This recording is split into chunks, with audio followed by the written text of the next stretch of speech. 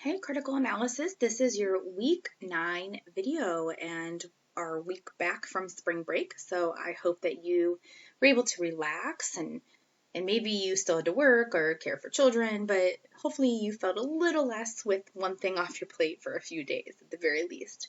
Okay, so we're going to jump in. And as I said, we're in week 9, going to plug again Mastery Skills Assessments. So when you click in there, I have videos uploaded for all of the skills that we have talked about so far. So meaning from context, main ideas, supporting details, inference, and then your, scroll down here, fact and opinion is going to be in there. So 5 of your 10 by the time you watch this video will be open and available to be worked on. So I really do encourage you to get in there and get that done because you don't want to wait till the last minute to try to knock those out. All right, so we're scrolling down. You obviously have a little less to go than I do. We are going to be in, as I said, week 9. I'm recording this actually before break, so that's why you'll see this stuff open. Week 9, chapter 6. As a reminder, in the actual assignment area, I have your vocabulary video already uploaded so you can view that. Vocabulary, I've always been, last several weeks, been doing it separate just to kind of cut down on the video length. So the video for vocabulary goes over just the chapter 6 vocabulary quiz and the words in general. So please make sure you watch that and submit your quiz by Sunday. This week goes from March 22nd through the 28th. And so you want to make sure you submit that vocabulary quiz by Sunday the 28th. All right, so in our textbooks, we are in chapter 6. So if we go to chapter 6, this is the criminal justice chapter. So that's actually a really big umbrella, criminal justice, because a lot of fields can fit under that umbrella. So often you'll have, obviously, like police, and then you'll have the law aspect of it, and then you'll have human and social services aspect of it.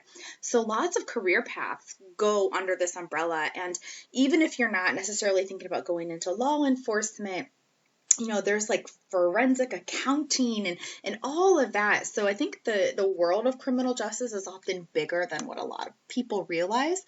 And so there's a little intro there and what you're going to be working on, and just the introduction to the general field, which does talk about the fact that there are a lot of fields that go into this, and one of the big focus is obviously like on criminal investigation and the role of technology now in that, and so I think it's a really interesting field, and again, a lot of intersection.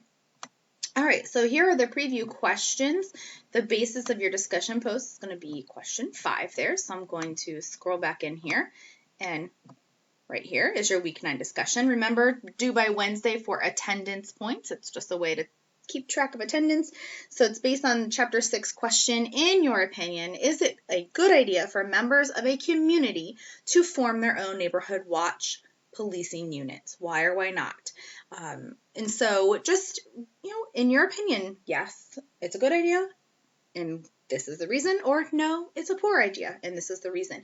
So you don't have to get too, you know, in detail, but it is one of the questions, and it is one of the components of criminal justice to think about, you know, the neighborhood watch type areas, and do they have a role in criminal justice, and if so, what is their role, or maybe they should not have a role. So that is your discussion board prompt for week 9. Again, make sure you post by Wednesday the 24th for week 9 attendance. All right, so for this chapter, I'm going to pull up in our materials folder, we have our PowerPoint. Again, we've already gone over the study guide, or will go over the study guide in the other video. So chapter 6 PowerPoint, I actually have 2 PowerPoints that I'm going to kind of rely on. So here's the first one, chapter 6 PowerPoint over criminal justice. Our main focus in chapter 6 on the content is facts and opinions. So I'm going to kind of jump to that. Facts and opinions. I know it sounds like pretty straightforward, right? But there are some caveats to this that can make like a gray area with facts and opinions. But as a college student, you have to be able to know the difference between facts and opinions.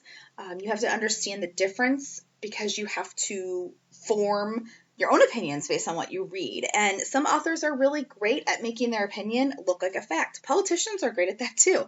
So one tool to help you kind of understand is Consider the author's purpose in writing. Are they writing to inform? Are they writing to persuade? Are they writing to tell a story? And we will talk about author's purpose in coming chapters as well. So basically the hallmark of facts and opinions. A fact is provable.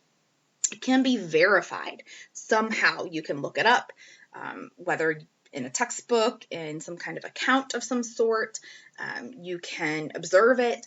So here's an example. The number of law enforcement officials in the U.S. has increased since 2001. Can we verify this information? Yeah, somewhere we have this information. We can verify it in some way. So the one thing we want to be aware of, though, and this is sometimes that little caveat I was speaking of, is that sometimes a fact can be false. A statement of fact, it can be proven true or false. So a fact does not have to be true to be a fact. If it is proven false, it's called a false fact. So for instance, years and years ago, our Earth was considered flat. Well, just because we have since proven that the Earth is no longer flat, it doesn't make that like an opinion or go away. It's called false fact. It is a fact that we once thought to be true. They had, proof of some sort at that time. But now, through observation, through data collection, through videos, we are able to say, nope, the Earth is round. And so that was a false fact. So that's maybe something that you may or may not have been aware of before. Here's some other examples of facts. The Earth is 4.5 billion years old. The diameter is 8,000 miles. The college has 10,000 students. Those are all facts because we can verify them somehow. We can prove them in some sort of text or, reference material. And opinions, on the other hand, are personal judgments. They are not provable. So, for instance, law enforcement officials do a good job in our community. The qualifier good is an opinion type word. Another example on the other side of that is law enforcement officials don't do their jobs well. Those are opinion words, don't and well. So those are words that are someone's perspective. They can be up for debate. That's the hallmark of an opinion. Here are more examples of an opinion. Dr. Johnson is the best physiology instructor at the college. He probably wishes he had fewer classes to teach. His students are lucky to be in his class. So best, wishes, and lucky are all kind of opinion words or phrases. So here are some other kind of hallmarks of opinions. They cannot be proved as true or false. So they include things like feelings, attitudes, beliefs, guesses. So you look for judgment words like worst, best, good, bad, amazing, awesome.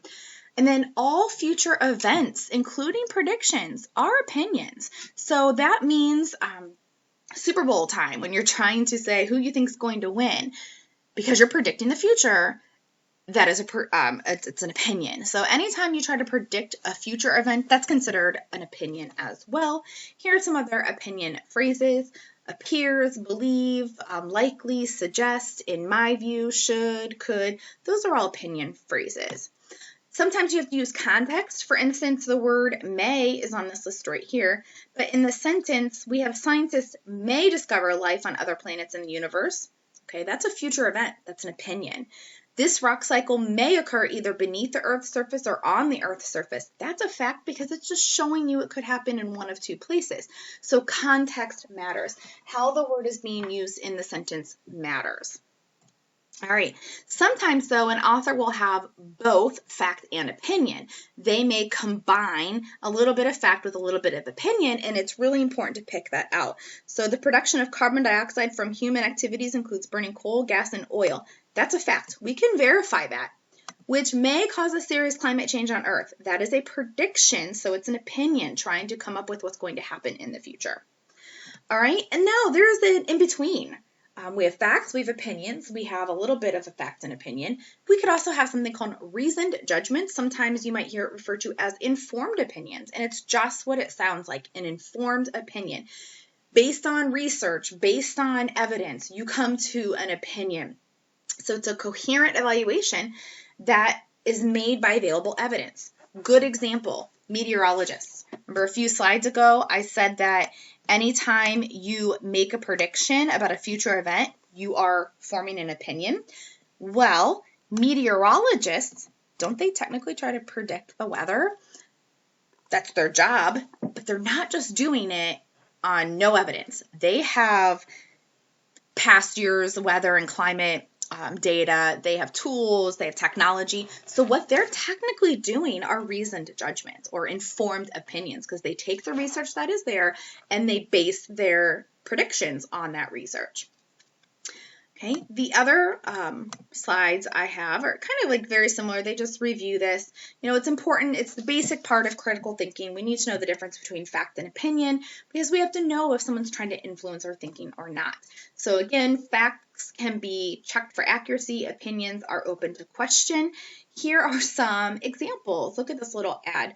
Foxy lady, blue-haired beauty, 80s, slim, 5'4", used to be 5'6", widow, has just buried fourth husband, has original teeth and new parts, including hip, knee, cornea, and valves, a groovy chick who is still the life of the party. Okay, so if we look here, the facts in here are highlighted in red, things that can be verified. You know, blue-haired is just, it's a way of saying that she has like gray hair, unless she might literally have blue hair. Her age, her height, her widow status, 4 husbands, original parts, those are all verifiable. What's in blue is the stuff that is definitely like an opinion. It is someone's perspective. One person's view of beauty is different than another. A groovy chick, the life of the party, those are all opinions. So again, a fact can be proven with evidence, some kind of verification, a witness who saw something, observation of some sort. Here are all examples of facts. My grandfather has 11 toes. Well, you can count them and see. In 1841, William Henry Harrison served as president of the U.S. for only 31 days. He died of pneumonia. We can look in a history book to confirm this. Tarantulas are hairy spiders capable of inflicting on humans a painful but not deadly bite. Okay, that we can look at biology to find that out. Now, on the other hand, opinion is a belief, a judgment, something that is objective. It's open to question.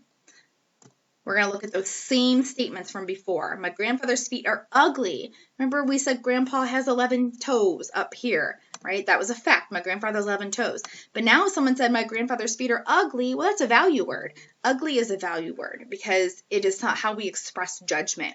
It signals an opinion. So that's an opinion. Harrison, meaning William Henry Harrison here, should have never been elected president in the United States in the first place. Well, obviously someone voted for him, so again, an opinion. Tarantulas are disgusting. Aw, I think they're cute. So, some people like them, so that's an opinion. So you always have to just be aware of kind of the difference between facts and opinions.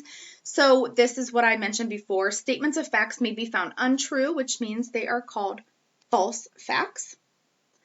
And here is the little caveat about, looking at the value words that often represent opinions. So again, those value words, good, bad, better, worse, that indicate that something's being described as someone's perspective or someone's belief. Here are other opinions. A huge chunk of the time, if someone says what you should or should not do, they are expressing an opinion to you. You should not be allowed to do that. You should not do this. You better think about that. All of those are representing opinions. Sometimes an author might present something that sounds pretty factual, but it's really their opinion. If someone says the truth of the matter, usually that's an opinion. In spite of the words, the truth of the matter, some people will prefer the taste of butter, according to this. If someone says, it is everyone's belief, again, unless there's proof to back that up, that is kind of that absolute that we talked about back with the inference chapter. You just have to be wary of how people are presenting facts and if they're sprinkling their opinion in there, which again, oftentimes what we hear and read is actually a mixture of both fact and opinion. So here's another example. Each year, over 1,600 American teenagers kill themselves, and many of these deaths could easily be prevented. Okay, well, this part is a fact because we can look it up. We can verify that. This is the opinion part. Who's to say what can be prevented? So we just need to be aware of the fact that both facts and opinions are often present. It's just being able to tell the difference. So real quick, self-test. Which statement below is a fact? Which is opinion? No flower is more beautiful than a simple daisy. In Egypt, 96% of the land is desert. Hopefully you were able to see which one was a fact there. A was definitely the opinion. What about this one? Fact, opinion, and which one is a little bit of both? It is riskier for a woman to have a first child after age 40 than before. It is stupid for women over 40 to get pregnant. It is sometimes risky and always foolish for a woman to have her first child after age 40. So again, hopefully as I read through there, you could kind of pick up on the fact that, okay, this one is a fact. We can verify it. We can talk to different doctors who say there is risk after 40. This one is pure opinion. It is stupid for women over 40 to get pregnant. And then C is a little bit of both, because we know it's risky. We can verify that, but the foolish is a judgment word. And then this last slide reminds us about informed opinions or reasoned judgments, is where it's an opinion of an expert or it's an opinion based on research. Okay, so that's kind of the overview of the Chapter 6 material. So if we go into the Chapter 6 assignments, of course your quiz, oh my goodness. Now let's talk about your homework real quickly. If you get your document open, Chapter 6 homework sheet, you'll see you have 10 statements here. Your job is to mark each sentence with either a fact, so just on the little line at the end, F for fact, O for opinion, B for both. If you indicate both, so if you say that one of them has both a fact and an opinion, highlight where the opinion is. So for instance, I'm going to go ahead, I'm just going to do just one with you. I love this one right here, so I'm going to do number 6 with you. Number 6, Victor Emmanuel II was the first king to rule over United Italy. He was also a madman who had his toenail clippings edged in gold and encrusted in diamonds. Then he would give the clippings to palace favorites. Sounds like a fun guy. So I'm going to say that this is an example of both. There are facts and opinions in here. Here's my fact. He was the first king to rule over United Italy. I can look that up in a history textbook or information on Italy. Here's my opinion. He was a madman. Okay. Someone else may think that, oh no, giving toenail clippings dipped in gold is a wonderful gift. So it's open to interpretation. So I'm just going to highlight where my opinion is. So if you mark something as pure fact or pure opinion, you don't have to highlight it. But if you tell me that something is both, just highlight the area that is the opinion so I know that you're picking out those judgment words. So when you're done with that, of course, you'll submit it in your Dropbox, and that is due by Sunday, the 28th as well. Okay, so you are submitting your discussion posts by Wednesday. You're submitting your homework by Sunday, your quiz by Sunday. Now let's talk about your text and skill sheet. So we have that up and going.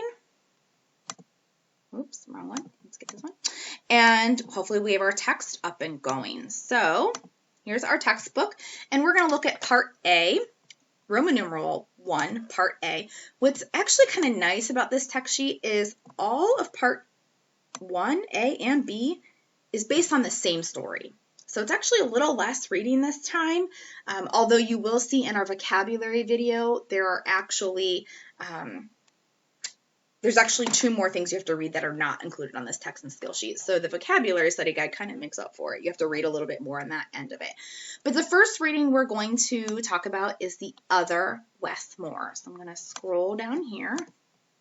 I'm going to click on reading number 3, the Other Westmore. I'm going to click here.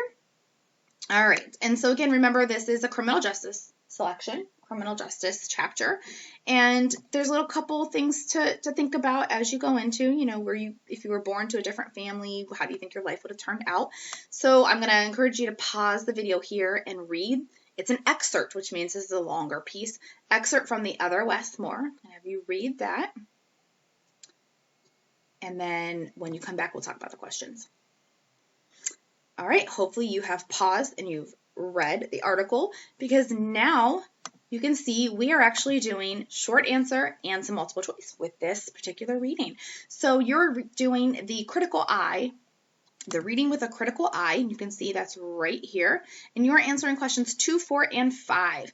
2, how does he learn about the Other Westmore's crime? How does that affect him? I don't like doing that. 4, how did Westmore manage to compile enough information to write a full-length book on his subject? And 5, how does Westmore show his sensitivity to the shooting's victim family in the last paragraph? So those are the 3 questions that you're going to be answering for Part A. Again, they're short answer, questions 2, 4, 5, right here, short answer, right before the multiple choice. Okay, so I'm going to go ahead now and look at Part B, and there are 4 questions you're going to answer, and I'm going to do a couple with you. So you were answering questions 2, 3, 9, 10 as we get here. So let's take a look. Number 2, as a senior at Johns Hopkins University, I received one of the most prestigious academic awards for students in the world. The above sentence is, what do you think that is? A fact, an opinion, a mix of both, or neither? Well, if we go up and we look, he does state that he received this academic award, and it is regarded as a prestigious award. So we would say that in this case, this is a statement of fact, because we can verify it in the reading, and then if we need to, we can go to an outside source to verify it. So number 2 is A.